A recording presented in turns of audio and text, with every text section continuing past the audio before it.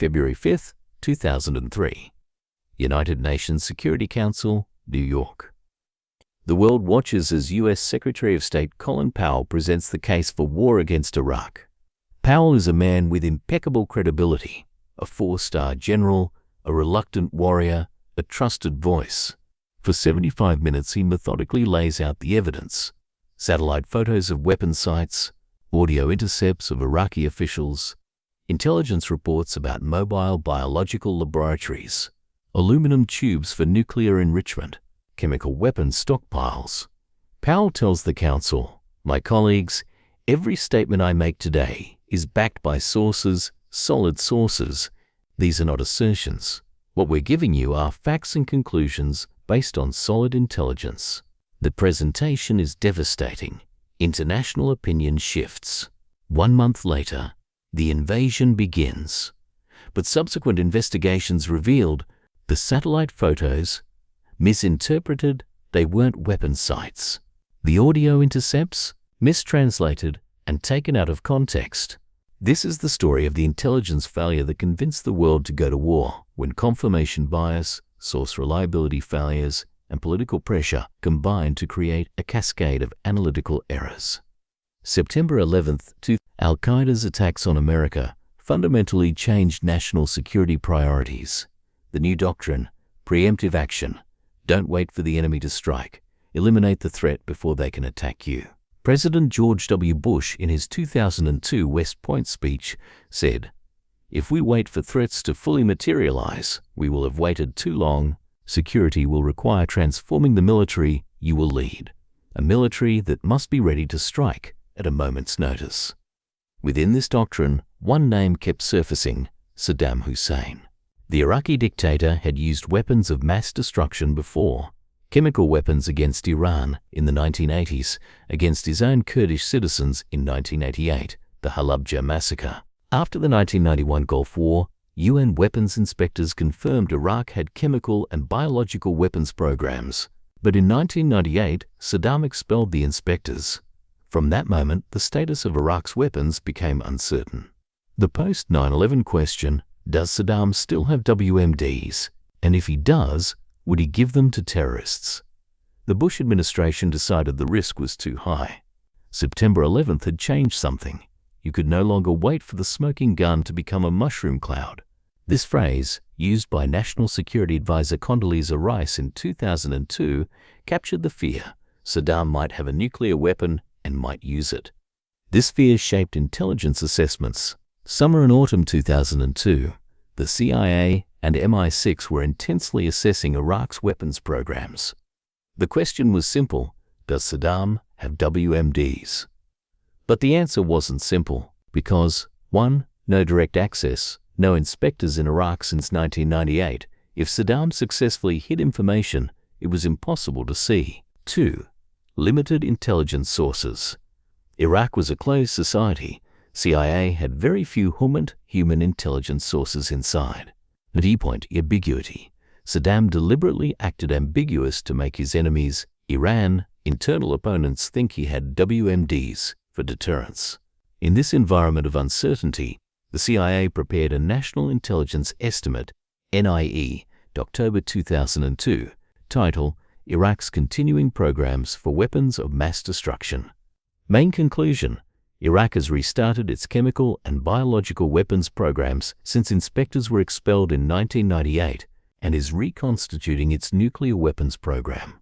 Assessed with high confidence level. But this assessment was based on several critical assumptions. Mobile biological weapons labs exist. Curveball's claims. Aluminum tubes are for nuclear enrichment. CIA's interpretation. Attempted to buy Nigerian uranium. Forged documents.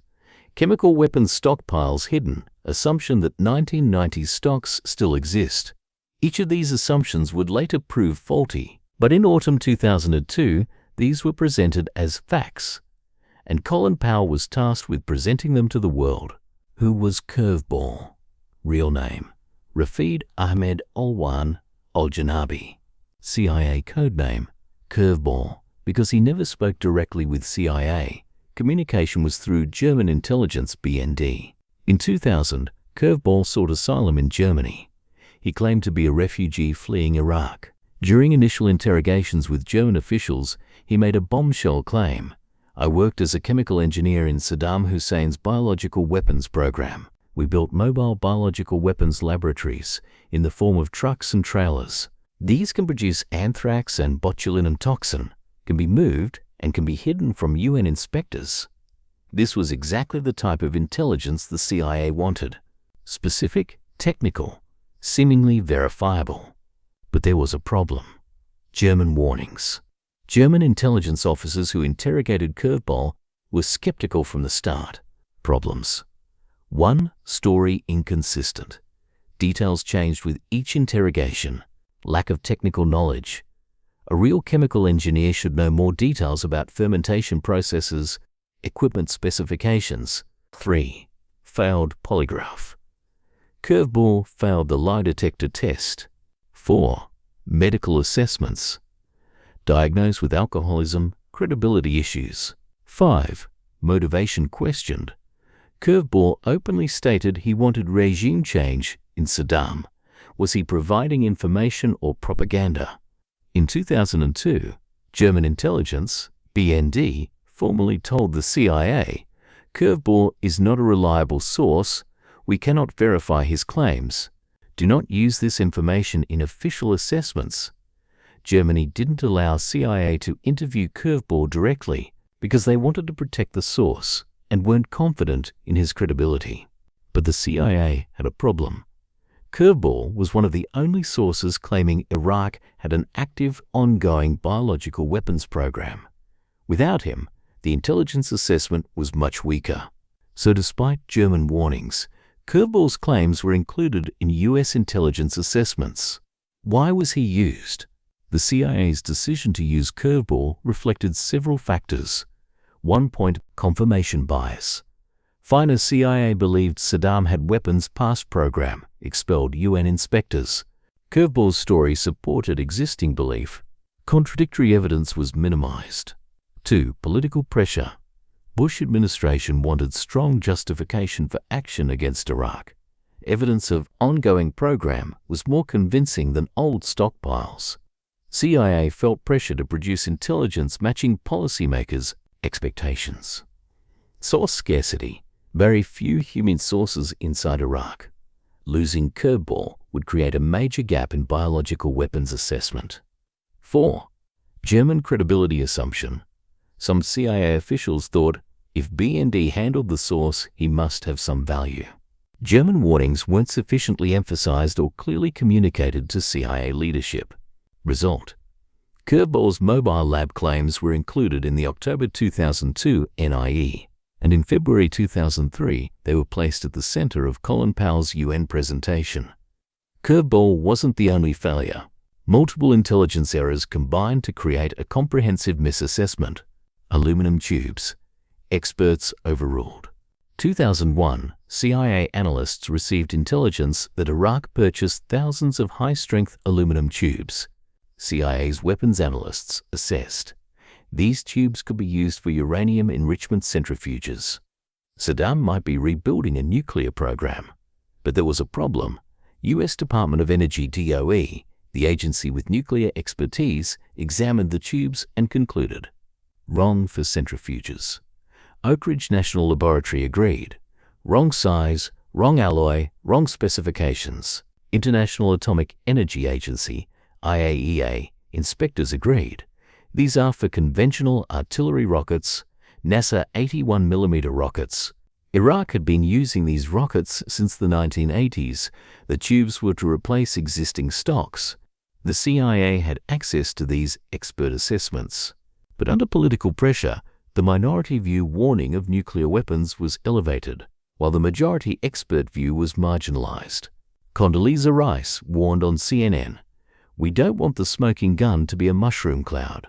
President Bush told the UN, Iraq has made several attempts to buy high-strength aluminum tubes used to enrich uranium for a nuclear weapon. After the invasion, inspectors confirmed the tubes were for rockets. There was no nuclear program. Niger uranium. Documents. Forgeries. 2002, Italian intelligence forwarded documents showing uranium sales from Niger to Iraq to MI6 and CIA. This supported the narrative that Saddam had a nuclear program. But when the documents were examined, signatures were wrong, dates were inconsistent, format didn't match legitimate government correspondence. IAEA Director Mohammed El Baradei reported to the UN, "These documents are forgeries." But the Bush administration continued using this information throughout 2002. President Bush, in his January 2003 State of the Union, "The British government has learned that Saddam Hussein recently sought significant quantities of uranium from Africa." This statement would later become known as the 16 words because it contained false intelligence. Chemical weapons stockpiles, outdated data. The CIA assessed that Saddam was hiding chemical weapons stockpiles produced in the 1990s, but this assessment was based on two critical errors. 1. Outdated data. UN inspectors confirmed they destroyed large stocks between 1991. The CIA didn't know what happened after 1998, so they assumed the weapons still existed. 2. Misinterpreting Saddam's ambiguity. Saddam didn't fully cooperate with inspectors because he wanted his enemies, Iran, internal opponents, to think he had weapons for deterrence. The CIA interpreted this as hiding weapons. Reality: chemical weapons were destroyed in the 1990s. No stocks remained. February 5, 2003 preparation. In January 2003, Colin Powell was given a critical task: present the case for war against Iraq to the UN Security Council. Powell was initially reluctant. He was hesitant about war. He believed diplomatic solutions should be exhausted. But President Bush insisted, "Colin, you must give the presentation. The world trusts your credibility." Powell spent days at CIA headquarters with his team preparing the presentation. George Tenet, CIA director, sat beside Powell and said, "This is a slam-dunk case, Mr. Secretary." Powell questioned some claims, especially Iraq al-Qaeda connections, which seemed very weak. He removed them from the presentation, but he accepted other claims: mobile labs, Curveball; aluminum tubes, CIA assessment; chemical weapons, CIA estimate.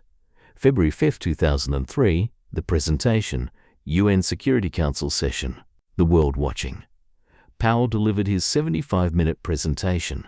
Main claims: 1. Mobile biological laboratories. Powell showed drawings of truck and trailer labs. One of our sources has had direct access to these mobile production facilities. They can produce biological agents like anthrax. Source: Curveball. Reality: never existed. Aluminum tubes. Iraq is seeking aluminum tubes used to enrich uranium for nuclear weapons. Reality: tubes were for artillery rockets. DOE and IAEA said this. Chemical weapons. Powell showed satellite photos of Iraqi military facilities, claiming activities to hide chemical weapons from inspectors. Reality: photos showed routine military activities, no chemical weapons. 4. Audio intercepts. Powell played audio recordings of Iraqi officials allegedly discussing chemical weapons. Reality: audio was ambiguous, mistranslated, and taken out of context. Iraq al-Qaeda links. Powell claimed an al-Qaeda-linked terrorist camp existed in Iraq. Reality: no connection. Camp wasn't under Saddam's control. Powell concluded his presentation. "My colleagues, every statement has sources, solid sources. These are not assertions. What we're giving you are facts and conclusions based on solid intelligence." International opinion shifted. Many countries were convinced. 1 month later, on March 20, 2003, the U.S. invaded Iraq. March 20, 2003, Operation Iraqi Freedom. U.S. and coalition forces entered Iraq. Mission: find WMDs, secure them, and destroy them. Initial targets: suspected weapons facilities, military bases, research laboratories. First days, nothing found. First weeks, still nothing. Iraq Survey Group, 18-month search. In May 2003, the Iraq Survey Group, ISG, was established. Inspected than 400 weapons inspectors and intelligence analysts. Mission: systematically search Iraq. Leader: David K., experienced weapons inspector. The ISG, for 18 months, searched every suspected facility, checked every warehouse, examined every military base, interviewed scientists, reviewed documents, excavated suspected burial sites. October 2003, K's interim report. David K. reported to Congress, "We have not found large weapons stockpiles. We have not found ongoing programs, but hope remained. Maybe they were destroyed. Maybe they're hidden." January 2004, K resigns. After resigning, David K. told Congress, "I think we were all wrong. We thought there would be stocks to find, but the stocks aren't there." He then added bluntly, "This could be one of the greatest intelligence failures in the history of the intelligence community." September 2004, final report, 0. Charles Djorfa replaced K. The search continued. In September 2004, Djorfa presented the final report. Conclusion: no WMD stocks in Iraq, no mobile labs, no active nuclear program, no chemical or biological weapons produced since 1991. Summary of findings: Mainus chemical weapons, destroyed in the 1990s. Program abandoned. Biological weapons, no production after 1995. Nuclear program, stopped after 1991, not restarted. Mobile laboratories, never existed.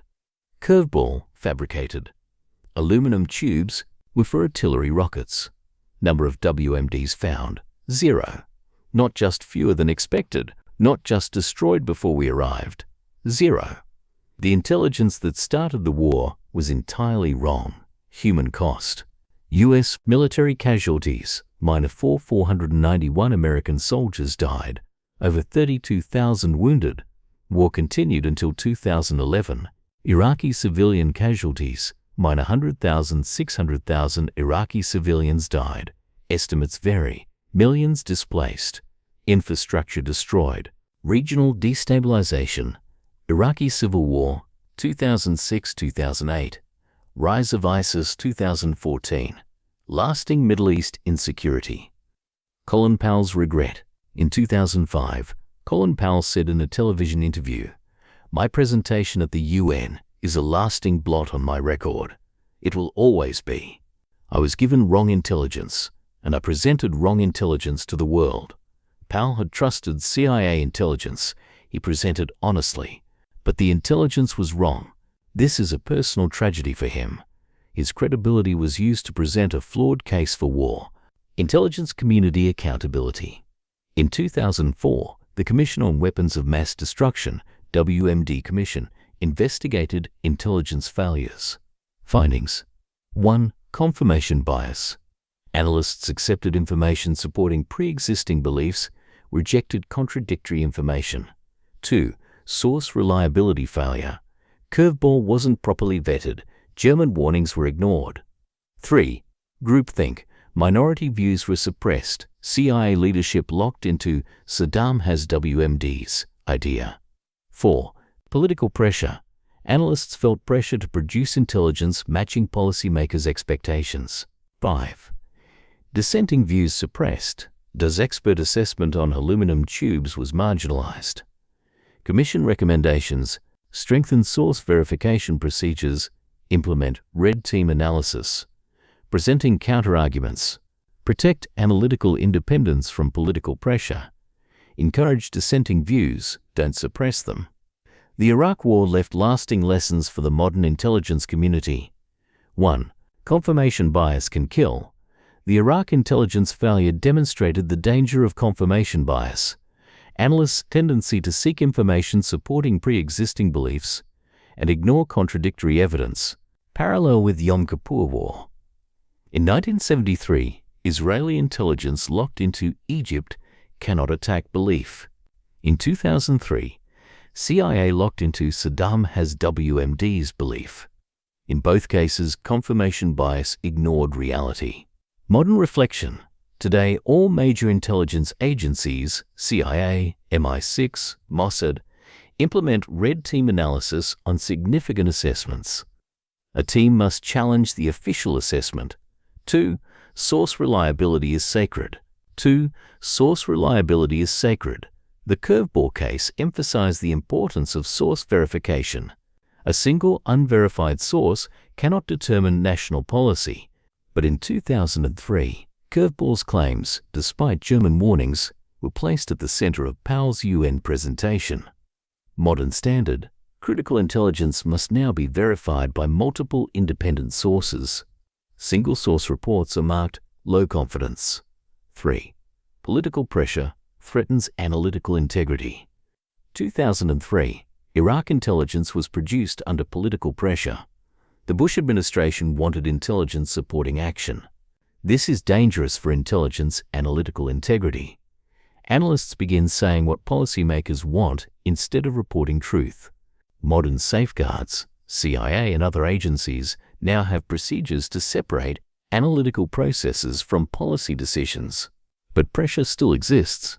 Example: 2015, ISIS intelligence. Some CENTCOM analysts claimed they felt pressure to downplay ISIS threat. Policymakers wanted to say we're winning. Pentagon Inspector General investigated. But uncertainty means knowledge. A critical error in 2003 was uncertainty was presented as certainty, reality. CIA didn't definitively know what Iraq was doing. No inspectors since 1998. But under policymaker pressure, we don't know became we know. Honest assessment. We don't know if WMDs exist in Iraq. They had old programs. Do they have them now? Uncertain. Presented assessment: Iraq has restarted its chemical and biological weapons programs. The difference is critical and deadly. On February 5, 2003, Colin Powell stood before the UN Security Council and presented flawed intelligence to the world. He presented in good faith. He trusted CIA sources said to be solid, but the sources weren't solid. Curveball was lying. Aluminum tubes were misidentified. Niger documents were forged. Chemical stocks hadn't existed for years. Result: a war was launched on the foundation of faulty intelligence. 4,491 American soldiers died. Over 100,000 Iraqi civilians died. The Middle East was permanently destabilized. And the world learned that intelligence, no matter how powerful the agencies, must be carefully scrutinized, questioned, and verified. Today, every intelligence service asks this question: is this our Iraq WMD? Are we seeing what we want to see, or what's actually there? Because history has taught us, when confirmation bias, political pressure, and source verification failure combine, the result isn't just an intelligence error, it's a tragedy. This story shows intelligence's most dangerous trap: believing what you want to believe. If seeing how a cascade of flawed intelligence assessments led to a war amazes you, subscribe, because wars aren't lost only by armies' mistakes. Sometimes they're started by intelligence mistakes. Tell us in the comments, have modern intelligence services learned the Iraq lesson? Or is confirmation bias still a threat? The mobile biological labs, based on a single uncorroborated source, Curveball, they never existed. The aluminum tubes, nuclear experts said they were unsuitable for enrichment. The chemical weapons stockpiles, destroyed in the 1990s, intelligence hadn't updated. Not a single major claim held up to post-invasion scrutiny. Powell himself would later call it a blot on my record, acknowledging he had presented flawed intelligence in good faith